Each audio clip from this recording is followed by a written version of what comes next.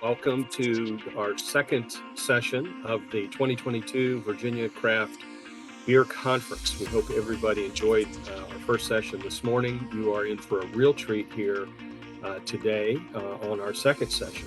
Title of today's second session is Changing the Gamification, Why Paper Passports Are a Thing of the Past. Joining us is Emily Harris with Bandwango. And Emily is a director of marketing and operations. She started her career in destination marketing. She's working in destinations around the Houston MSA, dealing with visitation. She also has a passion for what makes small and large cities unique and exciting places to visit. So she's director of marketing operations at Bandwango. As I had said, she has 350 plus destination partners, assisting them launching conversion focused marketing campaigns for free and paid experience passports. So she has some expertise in this area. Emily manages marketing solutions that support their sales team, including website maintenance, case study development. And part of her role is analyzing first-party data that Bandwango gathers from their clients to find patterns in consumer behavior. And we started this morning talking about data and data analytics with consumers and breweries. So we're continuing that trend. Emily, thank you so much for joining us. We are fascinated by Bandwango. And so this is, I think, your first time the company has presented to the Virginia CBC. So welcome. We'll turn it over to you. Thanks. Glad to be part of today. Thank you guys so much for having me. I'll just jump right in. I know Kimberly put in the chat, if you guys have questions, feel free to stick them there. We're saving time at the end to go over any questions that you may have. So I will start sharing my screen here.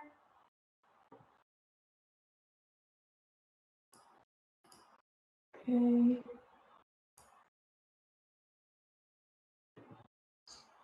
All right, so today is all about gamification and paper passports versus what Bandwango does, which is more digitally focused.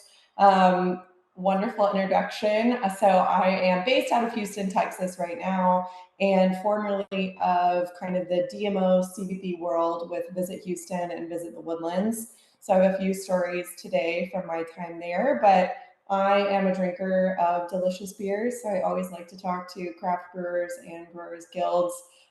These are some of my favorite beers. I grew up in Texas, so you have to have like a Lone Star Miller Lite thrown in there. So I like to think my palate's a little bit refined, but I still like those beers too. So happy to speak to you guys today. My contact information is going to be on the last slide. So feel free to reach out if you have questions after. So today we're going to talk about who Bandwango is. Don't worry, I'm not going to bore you with the sales pitch. It's going to be really kind of high level, just so you can kind of understand where we're at in the space and where all this information that I'm sharing with you today is coming from. But then we're going to talk about paper passport problems, and especially some problems that arose during the midst of the COVID-19 pandemic. We're going to talk about gamification and where it's used in spaces maybe other than just Bandwango or craft breweries, and also what we've learned here at Bandwango about consumer behavior, especially when it comes to gamification. And then I'm going to share two really interesting case studies of beer or wine focused passes that went from paper passports to Bandwango's digital platform and what we learned along the way in those transitions. So lots of interesting topics today. Again, feel free to use the chat if you have questions. So first I'll start with just kind of a little bit about Bandwango. So Bandwango is a company that launched really in 2015. Our CEO snowboarder and wanted to find cheaper lift tickets. So he had kind of this idea behind putting them in a digital format, packaging together things that were interesting to skiers. And from that, it really evolved. So now what we do is create digital passports that kind of bundle things to do in various destinations. to really drive measurable impact to partners. So we're really focused on connecting communities to their local businesses. So a lot of times that means craft brewers or brewers guilds. We directly integrate with our clients' websites, which means that when someone goes to a landing page, the only brand they see is our clients. Bandwango is a fully white labeled solution. So that means, we're not consumer facing. We want the consumer to think of your name and your brand when they're signing up for your passport. Bandwango also creates free and paid experiences. So one of the passes that I'm going to talk about today was a paid pass, and one of them is a free pass.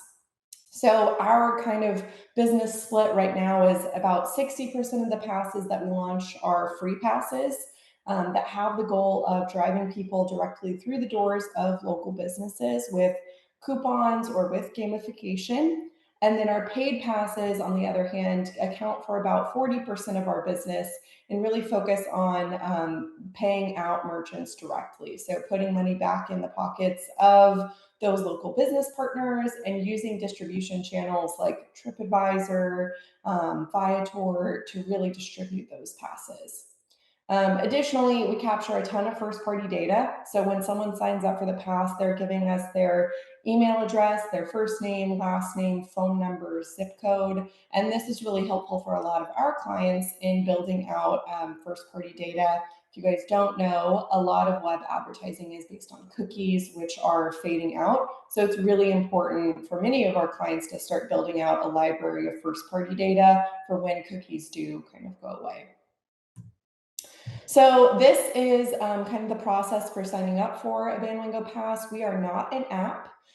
Instead, we are a mobile web application, and our passes are distributed via text and email. So once someone signs up, they receive this text message. This is a tokenized link, so they go directly to a passport that we can associate with them, and they can start checking in and redeeming deals and discounts directly on their phone. Lastly, we work with about 330 plus, so I think we're at 350 now, communities, including 19 state tourism offices. We've built over 900 different passports and have about 35,000 plus businesses onboarded. Our mission is to send 10 million people through the doors of local businesses by 2023. So that's a little bit about Bandwango. We are going to kind of move into some common problems with paper passports. I joined the team really right as the pandemic hit. Crazy time to start a new job for sure. So I've been with Bandwango about 2.5 years at this point, and right as I was starting, we were talking a lot about the problems that paper passports had because we were starting to get more and more inquiries about digital passes because people were worried about germs. So the paper passports, passing them back and forth between the person who's supposed to stamp it. So a lot of the beginning of COVID-19 was actually us transitioning paper passports into our digital format to keep people safe from those germs. And a lot of our clients have stayed with this format because it actually has resulted in being a lot cheaper for them. Printing paper passports is no joke because a lot of times they are kind of these wonderfully laid out books. Sorry?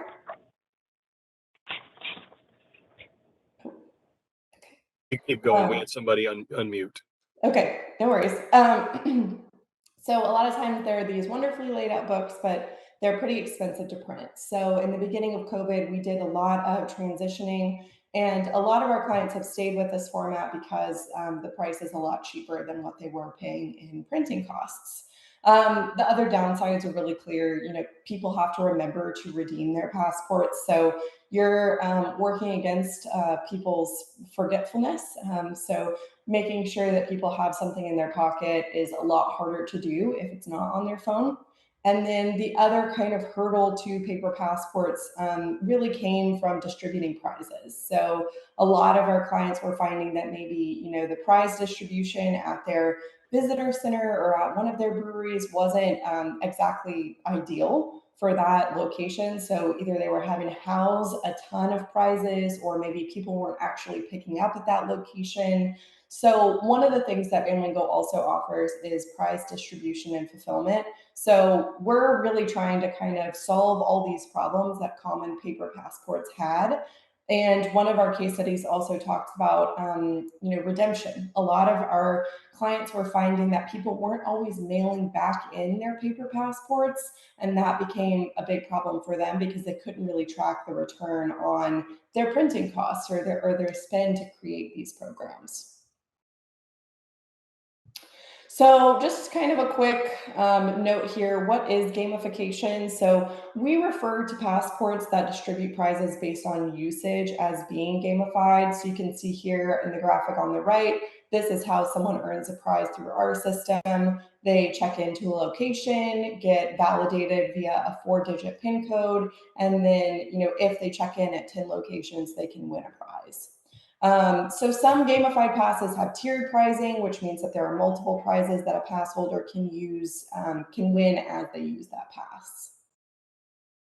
It can also mean redeeming discounts. So a lot of our clients will choose to have a discount associated with the location that people are checking in at. So I'm also going to be talking about some trends in couponing or deals and discounts because we found that most of the time the people who are using these passes are really focused on winning that prize. So they're more likely to check in at the location versus maybe redeeming the discount associated with that location.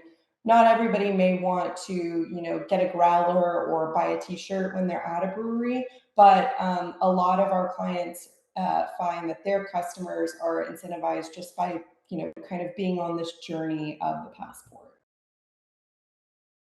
So here are some gamification statistics. And as I was doing research for this, I found it really interesting that a lot more industries are using gamification than ever before. So I found a lot of information about HR companies using gamification because what's kind of consistent across each of these statistics is that gamification improves people's usage of a thing. So in June 2020, 70% of the world's largest 2,000 companies introduced gamification. So some of these may look really familiar to you. Duolingo, this app uses gamification and learning efforts to help grow its user base to more than 300 million. They also have a great TikTok account if you're looking for inspiration there. Roblox. So in 2018, Roblox launched its Roblox education program, which helped increase the number of active Roblox users to over 90 million in a year. And then lastly, Moose Jaw is a clothing company that introduced a gamification system that helped brand progress in a few different ways. It saw a 76% increase in sales, along with an increased ROI of 560% and 240,000 social media impressions. So gamification definitely works. It's shown to boost not only consumer engagement, but also customer acquisition. So these are just a few stats that I found kind of interesting and definitely shows that the more your company is thinking about engaging and retaining users, whether that be beer drinkers or someone looking to learn a different language, the more successful you're going to be long term. So the other thing that I researched in doing this presentation is coupons and deals. So it's really interesting because although our statistics show that not as many people will redeem a coupon versus actually checking in at a location, coupons are still a really enticing way to get people to sign up because there's still a lot of value in coupons for people. So just a few stats here. In 2019, more than 25 million Americans used a couponing app. And the statistic that I thought was most interesting was that 6 out of 10 adults with a household income of 100,000 or more redeemed a coupon in 2010. So this number might be a little bit different because we're 10 years in the future now. But we see kind of across all of our passports that it doesn't necessarily matter what the person's demographic looks like. Many people are inclined to use coupons, particularly 20% off coupons, or buy one, get one coupons. So when we're adding coupons to passports, those are kind of the two that lead to the highest amount of return in terms of people redeeming or, being drawn to that location. Obviously, during the pandemic, people were hurting and less inclined to offer discounts. So we saw a lot of 15% discounts, 10% discounts. So we try to push our clients and our users to promote a discount that may be 20% or higher, but buy one, get one is also an amazing offer because it really resonates with people as a savings. So I'm going to get into what we've learned now. So gamification is so interesting, and with the passports that we've launched through the years, we've collected a lot of data on gamification and really tried to become the authority on how people use and redeem passes through our system. So gamification works better than incentivizing with discounts. I mentioned that already. We like to have a combined approach because you never know what the selling point will be for someone. But these are interesting stats. About 10% of pass holders will redeem a discount in a coupon only passport. So, in addition to gamified passes, Bandwango also launches coupon only passes. And we see that redemption is typically a lot lower than that of a gamified pass. So 10% of pass holders having an active pass is obviously not ideal. So that's why we've started more and more to kind of pair gamification with these discounts. So when we do that, about 40% of pass holders will check into at least one location on a passport if they sign up for a pass. So that's a really powerful kind of jump there. We're, always incentivized to win things. It's kind of crazy how many people want a T-shirt or a sticker. I've interviewed a handful of our power users for gamified passports, and what's really interesting that we've found is that the first prize that they might win, whether that be a T-shirt or a sticker or something, usually serves as the reason for their sign up for the pass. So they might say, "Oh, I only need 7 check-ins in order to win a T-shirt. I can get to that easy." But then once they reach that 7 check-in threshold, they've kind of embarked on this journey, and a lot of them will end up kind of sticking with the trail to finish out each of the rest of the locations included on the pass, because for them it's become this journey and kind of this bragging point to use to their friends. So that's why we found that tiered pricing works really well, because then you're giving someone something else to work towards. But even when there's only one prize included in a pass, we've found that that prize is really just kind of a stepping off point to get people engaged. After they're engaged, they usually kind of find their own reason for continuing in the pass. The other interesting things that we've learned, people are most likely to redeem at more than one location in a day. So we do a lot of restaurant month programs, and this is something that is true even for that. People are most likely to redeem or use a passport when it's at the top of their mind. So targeting that user behavior when they're active in the pass is something that we really try to do here at Bandwango. We use text messaging and email features, plus in-feed notifications to kind of encourage people to keep going. But this is something that you can use even if you do have a paper passport, trying to direct people to other locations while they're in the midst of their journey. That said, people are unlikely to redeem at more than 3 locations within a single day unless it's event related. So, two kind of different stories here. One of them is from my time at Visit Houston. So, when I was at Visit Houston, we were an early Bandwango client, and we launched a brew pass that included it was a 1 day brew pass and included 6 different breweries in the Houston area. And we priced it pretty low because we just thought Houston's spread out. Nobody's going to go to 6 breweries in a single day. And we came back from that first weekend and realized that we had like lost our shirts. It was a paid passport. We had priced it too low. And there were multiple people who went to 6 breweries in a single day. And so at first we thought it was kind of like a fluke. We reached out to those people and asked, like, did you really do this? Or is this our system being buggy? Or no, they really went to 6 breweries in a single day because they were like, this is the best deal we've ever seen. So after that weekend, we started to price the brewery passports a little bit higher and also put a limit on how many breweries someone could attend within a single day. So that was kind of like a funny note of like, don't take consumer behavior for granted because you're just never totally sure until you launch a passport.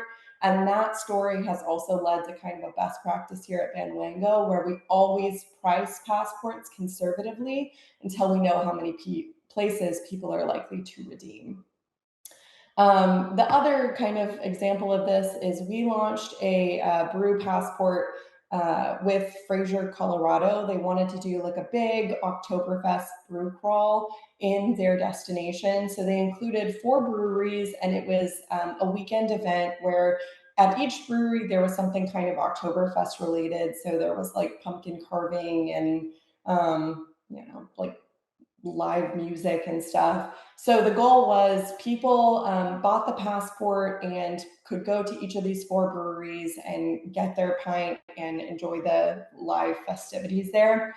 And so it was really interesting because even though a lot of incentivizing went into this like four check-ins at a brewery, they would get like a pint glass and something else from the event. Most people stopped at 3, and we interviewed a handful of the people who actually stopped at those 3 redemptions, and they said, by the 3rd brewery, I just wanted to like sit down and relax and hang out with my friends and enjoy the ambiance of, whatever brewery I was at. I didn't necessarily want to jump to the next one.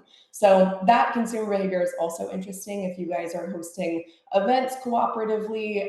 Just knowing that 3 locations is kind of the sweet spot for people when they're visiting in a weekend. And then lastly, the locations most likely to be visited first aren't usually the biggest in the passport, and they're the most likely to benefit from a pass. So basically, what we found is that a lot of our clients don't want to launch a passport if they don't have kind of like their key brewery involved.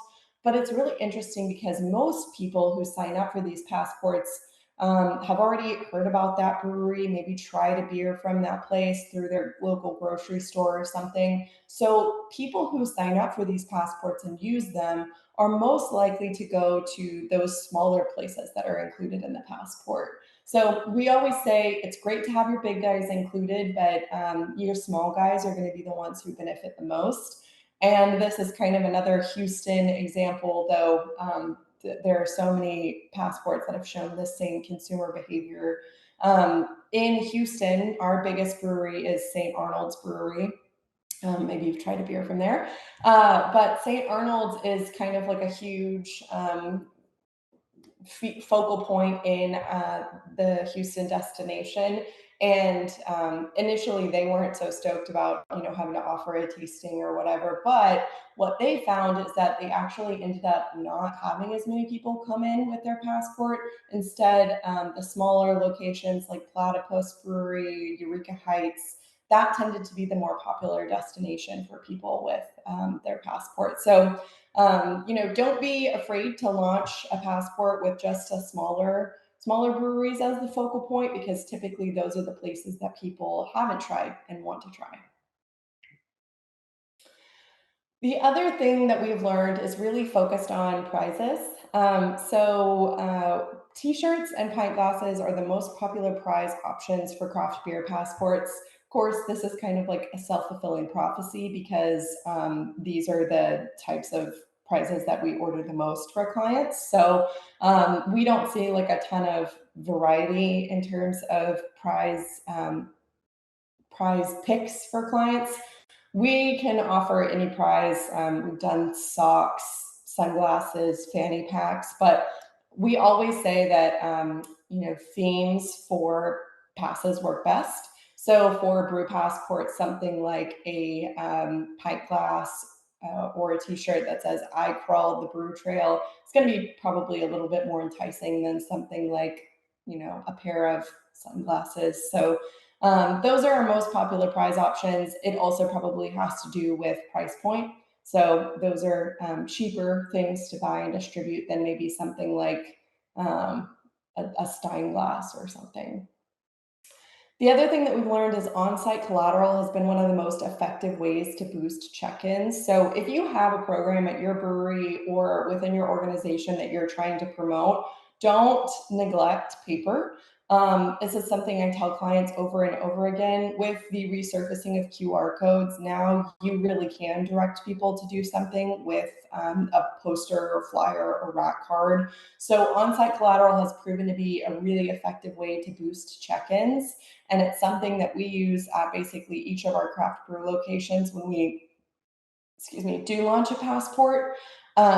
It's really interesting. The other cool way I've seen this factor into breweries is some of our clients will print information about their brew pass on a coaster, and those paper coasters are what they're handing out when people are ordering their beers.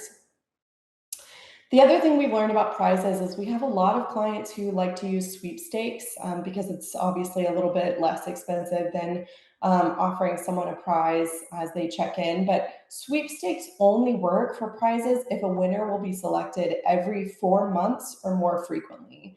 And this is really kind of a consumer behavior thing. People never feel like they win anything. It's like the universal truth. So what we've found is that people are more likely to feel like they have a chance to win if the timeline for the sweepstakes is shorter. So we have a lot of clients who will do like monthly drawings, even for something small, or they'll do a big sweepstakes drawing every quarter. And that tends to be a little bit more successful than a sweepstakes drawing that takes up a year because it keeps people engaged and enticed during that quarter. It's a lot harder to kind of keep people engaged throughout a year if you have no way to resurface that message in their mind of like, hey, you could win something. So something to think about if you guys do sweepstakes for your breweries or your guild, just pacing that correctly. So now we're into case studies. So there are two pretty interesting case studies that I'll show. One of them is the Heart of Willamette Winery Association. So this is wine, forgive me, but this case study is kind of near and dear to my heart because this was one of the first passes that I launched here at Bandwango. So in the midst of the pandemic hitting, this was one of those passes that came to us with the problem of the germs are going to be tough for paper passports, and they knew that they needed to make a change. So this passport program that the Heart of Willamette Winery Association launched in 2015 really was their main fundraiser, and essentially each of their wineries just offered up a tasting flight for free as kind of their fundraising effort for the association. So this paper passport was created and sold at wineries and at the visitor center. So the Heart of Willamette Winery Association worked really closely with their CVB Visit Corvallis to sell this paper passport to people. And Visit Corvallis loved it because Corvallis is kind of a smaller destination in Oregon, and they are kind of known for wine that comes out of Willamette Valley. So they were happy to partner with that organization. But COVID obviously presented kind of a big barrier for them because printing costs went up and they were worried about germs. So they reached out to us in 2020. This is one of the first clients that I worked on here at Bandwango. And the pass includes 17 wineries, a cider house, and a distillery. And they were sold for about $30. And like I mentioned, the flights that the wineries were giving out were free, and it was all kind of a fundraiser for the Winery Association. So here are the results, and it's really interesting because you can kind of see in the beginning, in 2017, when they started tracking the paper passports back through the system, they saw that they were getting about 200 passports. Their first year, maybe they distributed more, but they weren't tracking them as cleanly as they started in 2017 to do. And then you can kind of see that 2018 and 2019 started to dip. So this was also a factor in them switching to the Bandwango platform. They felt like maybe if this were digital, they could kind of cut out the issues that they were having of people forgetting their passports, or people just struggling to remember that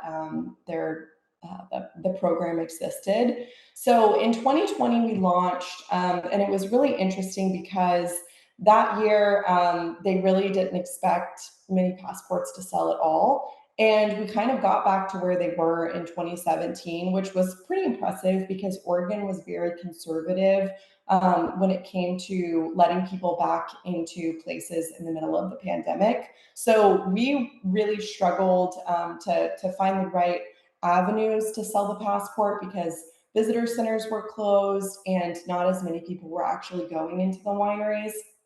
So we helped Visit Corvallis and Willamette Winery Association launch a digital campaign on Facebook. We've seen that social media advertising works the best out of any of the platform options for selling these passes. And that kind of proved to be true here. Not only did it boost brand awareness, that campaign only cost us about $600, and we were able to reach a substantial number of people and directly attribute more than 30 pass sales to that campaign. And then last year, we launched the passport again and again saw growth for this organization. It's really interesting because although we're kind of doubling the sales year over year, one of the key things that we've accomplished for that organization is just streamlining their uh, accounting process. So Bandwango manages accounting for our paid pass partners, which means we take in the fees and then distribute them out to merchants every month. So this was one of the things that for the Winery Association, they really struggled with, was tracking how many people actually use their passports and then getting those funds back from the fundraiser. So their streamlined accounting process is one of the reasons why they continue to launch passes with us. So they've also extended the season that they offer these passes in because our program has proven way more successful than the paper passports.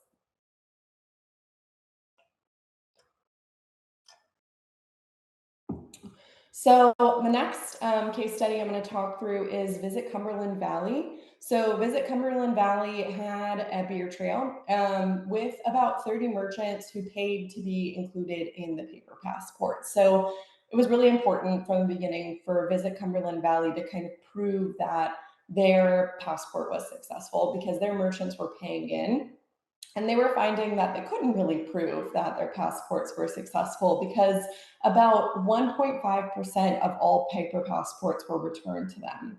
So it was really difficult to understand like how many stamps people were getting, whether or not people were completing the trail and just forgetting to send in their passports. So the other kind of problem with them was that the sticker prizes had to be picked up at a location. So that meant, someone had to house the prizes, someone had to help distribute the prizes, and it was an additional stop for those people who had a passport to complete. So it was tricky because you're driving people to all of these different brewery locations, and then they're having to go somewhere else in order to get their prize. So Visit Cumberland Valley just thought there was a better way to do this.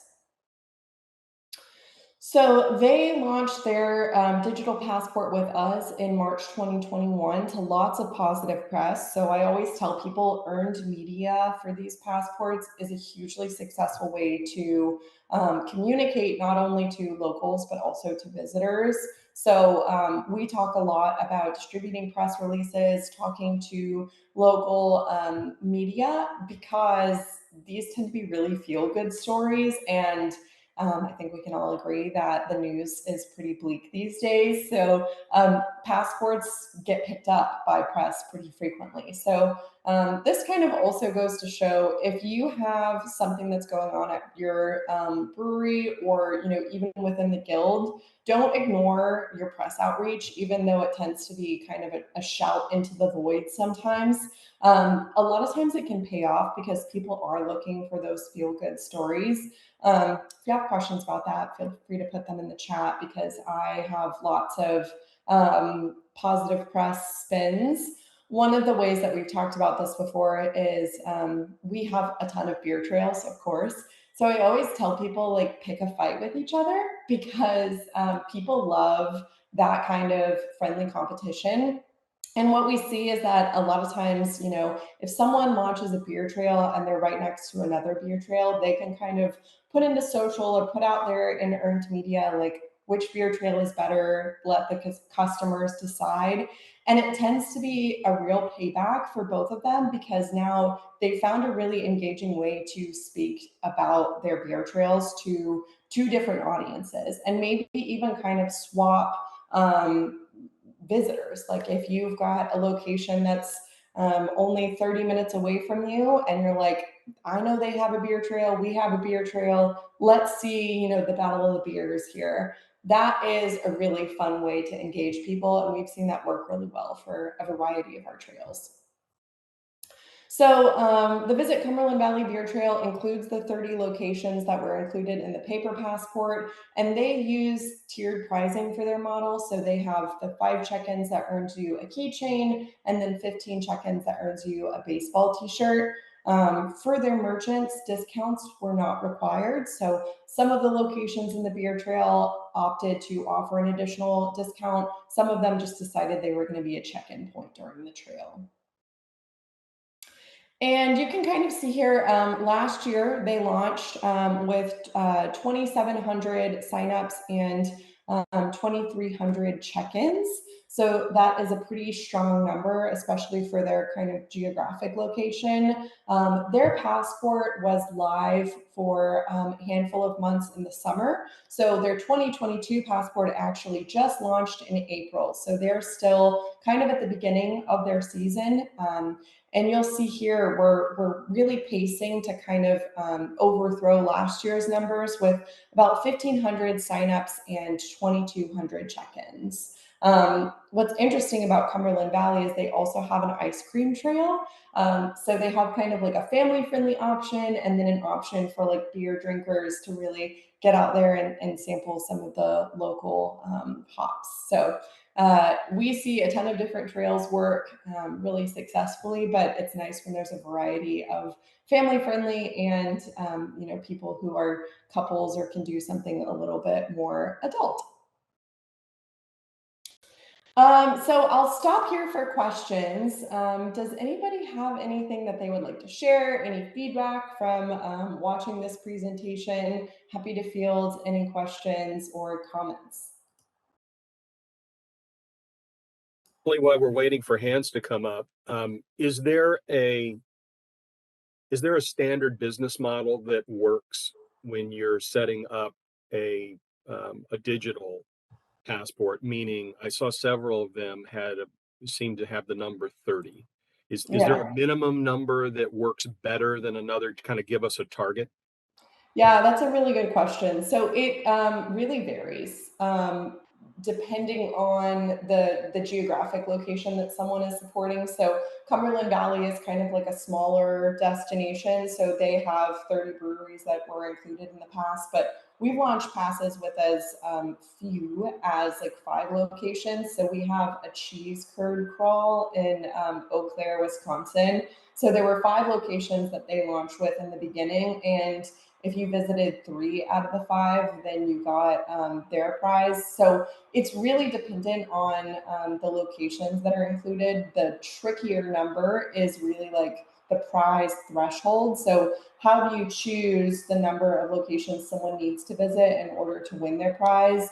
We look at how close together those locations are. So if there are 10 breweries within a few blocks of each other, then that's like a really clear number. So if you've got 30 breweries and 10 are really close, 10 feels like a good threshold. Or if you want to stretch people to say, don't just go to these 10 that are easy to get to, maybe go to some of the more rural or further away breweries. We'll say, okay, maybe we want to have 15 locations be the threshold to win the prize if there are 30 included. So we can launch passports with as many or as few. We always say the max, mostly for coupon passes, is we won't put more than 150 merchants on a pass just because that gets really overwhelming. And it's like the coupon books of the past where people are so overwhelmed by the number of discounts and aren't necessarily sure what they're looking for that they don't start at all. So the sweet spot for most people is usually somewhere under 50 locations, but we have state passports that launch that have more than that. It all depends on like the geographic area that you're servicing and also what you're trying to accomplish with passes. Great, thank you. While we're waiting, again, folks, rate you can do in the, I think it's usually in the bottom center of your page, you see a little raise your hand icon. Just raise your hand if you want to be called on, and or if you have a good example of a passport program you've participated in, including if you're willing to share if it was a success or failure. That be we want this to be informative for folks. So I'll start. The guild, one of in our strategic plan, I think that we developed in 2008. We were, excuse me, 2018. One of the things that we were hopeful to do was to do.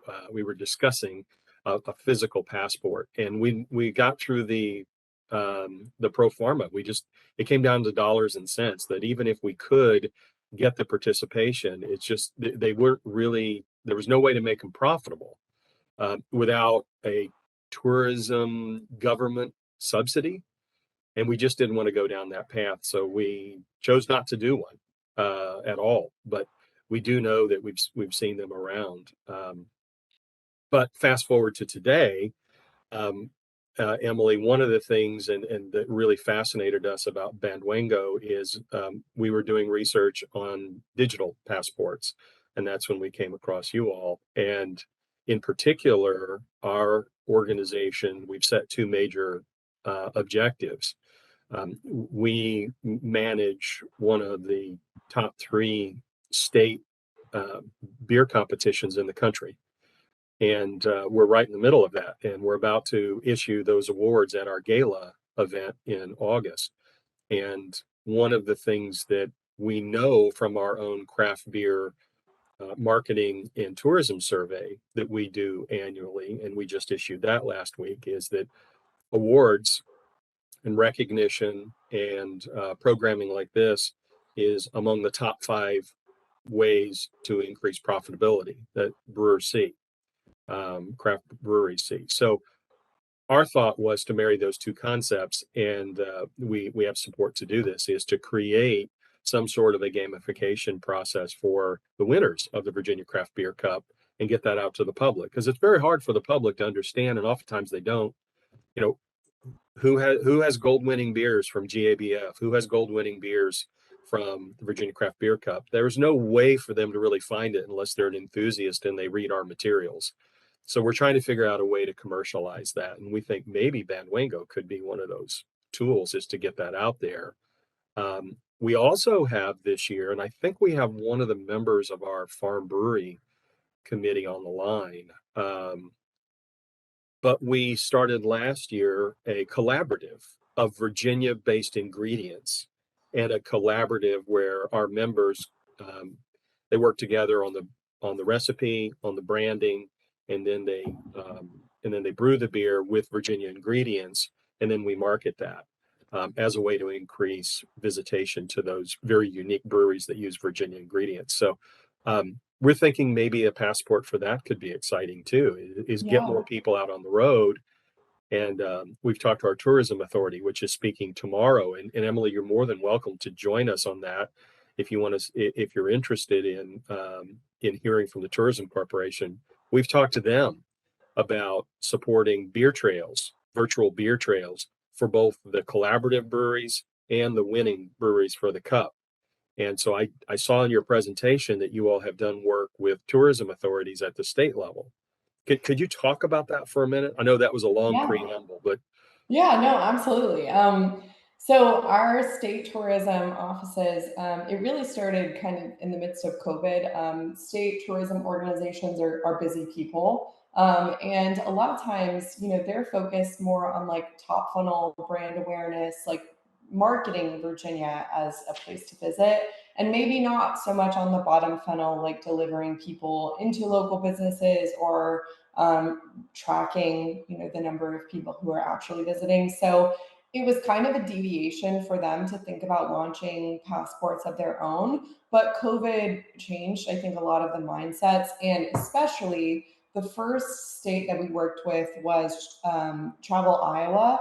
And it was really interesting because the reason that we launched the pass with them is at the beginning of COVID, it was their Department of Natural Resources. It was like the 100th year of their parks, and they were doing this like huge celebration with a ton of different events that all basically got canceled because of COVID. So they were looking for a way to kind of support the DNR while also not like breaking the bank. And so they looked at paper passports to do some kind of like park check-in challenge, because obviously that was a safe way to encourage people to get out and enjoy Iowa, and landed on Bandwango. And people were so hungry for safe things to do at that time that parks passport, within 2 weeks, they had given away all of their prizes. They had like bought a bunch of art prints. It's to this day the most successful passport program that Bandwango has launched, because Iowa found a way to package the thing that people could do at that time together and really work with the DNR to make a case for why it could be so successful. And Iowa now has more than, I think, 4 different passports with us. One of them is like a beer passport, one is a wine passport, and they have a few different other varieties. But it really is just kind of a shift, I think, for a lot of state tourism organizations. They're used to talking about inspiration to a location, and Bandwango is really kind of like a bottom funnel metrics provider. And so it's just a different way to kind of think about it. We always talk about destination development, so creating things to do in a destination. And so more and more state tourism offices, or tourism offices in general, have started to lean into that direction versus just marketing the destination. So it's been kind of a really powerful shift for a lot of merchant locations or local businesses in a destination. But we do work with a handful of other state tourism offices at this point, doing things that range from paid attractions passes to paid tasting passes, or free gamified trails. And what's interesting is that what our state tourism offices have found is that because states have to give out so many prizes, which is a good thing, right? People are using their trails really effectively.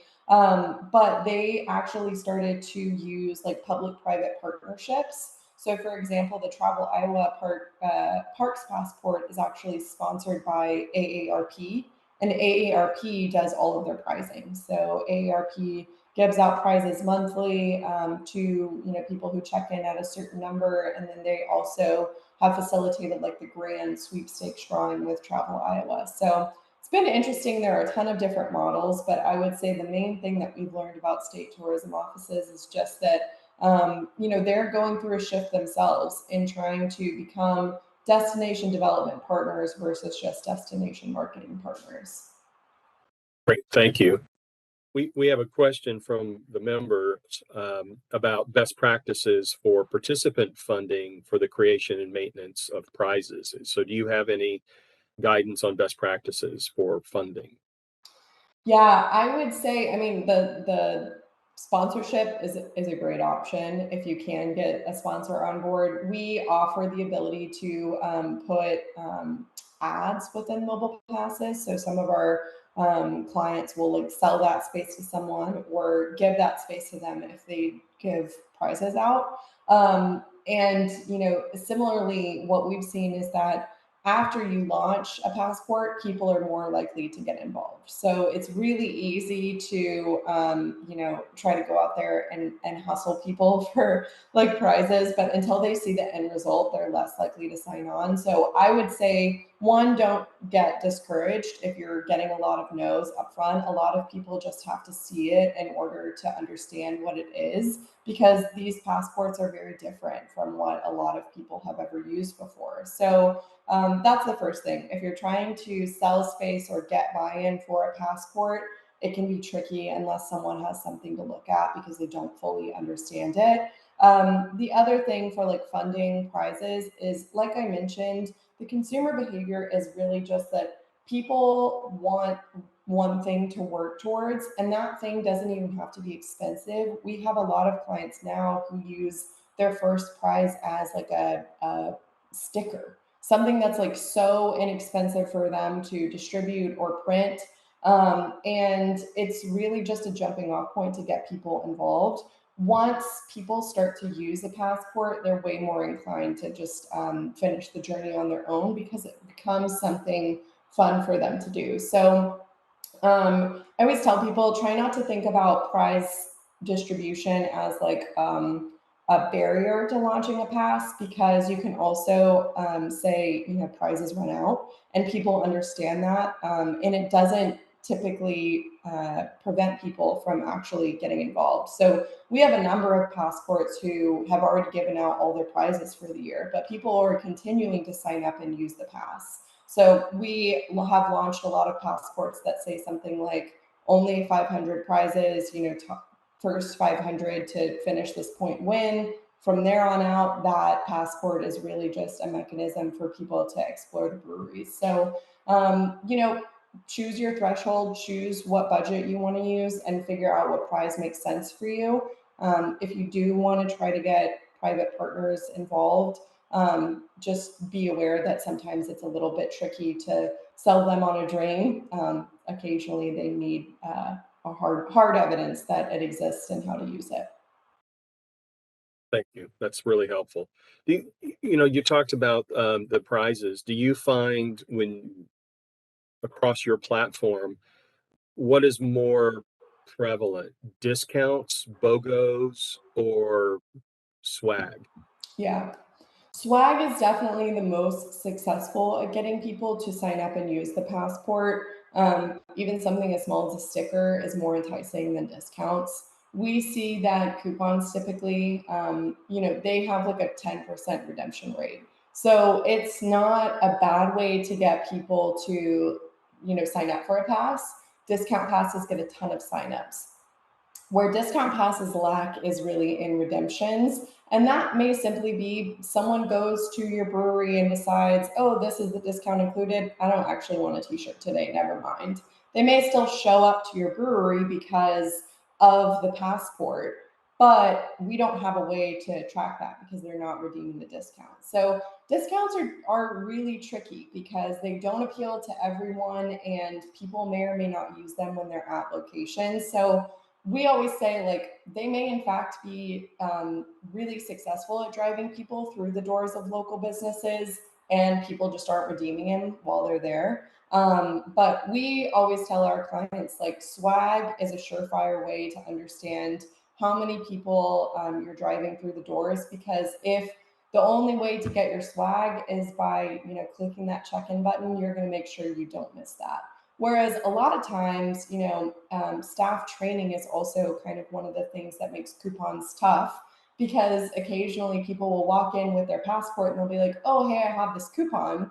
And then the person's like, oh, cool, I'll just ring you up. They don't worry about trying to guide people through, oh, well, make sure you click that button. So that's also a tricky part. Check-ins, people are a lot more, they take ownership of the responsibility to check in because they're the ones getting the prize. Discounts, they kind of put it in the hands of the server, and that can be tricky if you have high staff turnover or even just people who are busy, because they're more likely to punch it into your system but maybe not track it, help someone track it on the app, on the pass. Emily, this is a big brother question, but with apps and the ability to track by GPS, do you think that there'll be a day where literally the folks that register for these types of programs, that it automatically notifies um, when GPS coordinates match up? In other words, the brewery has a coordinate, and anytime one of the users hits that coordinate, it automatically counts it. Do you see that or Yeah. something like that being a future? You know, privacy is so interesting and it's changing so much. I was watching an episode of The West Wing the other day, and it's so funny that they basically like predicted that would be our current day problem.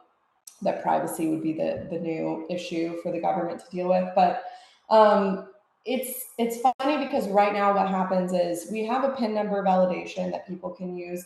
We also have the ability to validate your check-in via GPS. So you can say, yes, I am at this location, and our system can validate via GPS. We get a lot of questions about push notifications, which is a GPS like coordinate matchup kind of thing. Basically, the way that push notifications work is like if you're near a tower and it pings you, then you can get a push notification to your phone that says, hey, you're near this brewery, why don't you check in using this discount? That's getting tougher and tougher to do, to be honest. So we really try to like stay in our lane where it's like we're relying on the consumer to share their first party data and then make choices within the app or within the passport that give us access to understanding their behavior.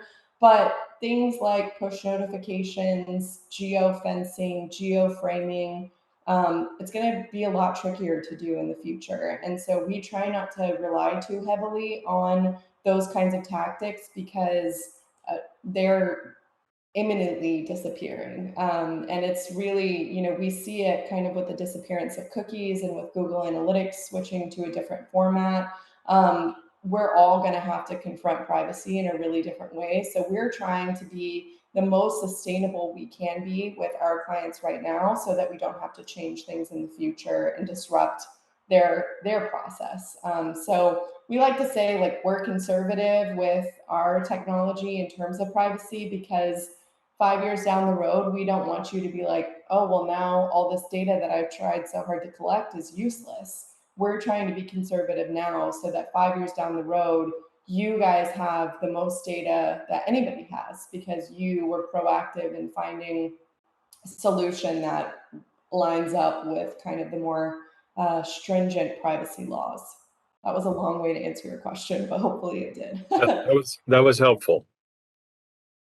All right. Anybody else? Any other questions? So Emily, to get started, if someone is interested in developing a passport or a program, or just in general exploring this more, may they email you directly?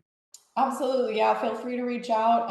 My information is on the slide. So I'm just Emily at bandwango.com. My first name spelled a little weird. So just make sure you get that right. But if you're interested, I would love to tell you more about it, share some case studies, or even if you're just trying to figure out data points, don't feel like you have to reach out to me for a sales pitch. I'm happy to share any information that, I possibly can. So I'm here to help. I always like to say, like, I'm a marketer, not a salesperson. So anything I can do to give you guys more background, I'm super happy to have a conversation. Emily, thank you so much. That was very informative, and we really appreciate you taking the time to be with us today. I think you're probably going to get a lot of questions, so be prepared for your email. All right, well, folks, now we're going to move on to transition for the rest of the day. Those of you who are new to the Virginia Craft Beer Conference programming, who weren't with us at the first session this morning, we have 3 days of programming and, well, 2.5 days of programming, and all modular. We really encourage everybody to stick around the rest of the day if you can. We are going to move into a technical session next at noon. We're going to talk about beer soluble hop compounds. Then this afternoon, we're going to talk about brewery apprenticeships and industry certifications, quality and safety.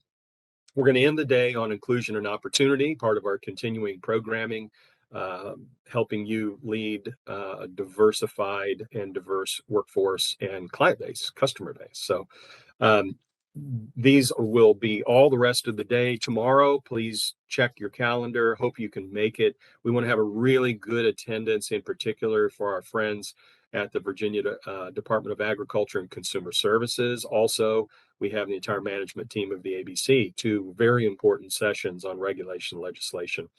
And day three is some additional programming tomorrow, all around quality and operations. And then day three, we have a really, really great announcement and presentation with the Department of Health, which those of you who are operating both breweries and restaurants will be very keen, both, not just restaurants. So this is going to affect all the breweries. So we're real excited. So I hope I've teased you enough with some good news, good information, and a reason to come back every day. And without any further ado, again, snaps on your below. You can do that. Give Emily some snaps. Thank you very much again for her great presentation and her willingness to help us. And folks, I hope you have a fantastic day. Look forward to seeing you at our upcoming meetings throughout the day for the 2022 Virginia Craft Beer Conference. Thank you, everybody.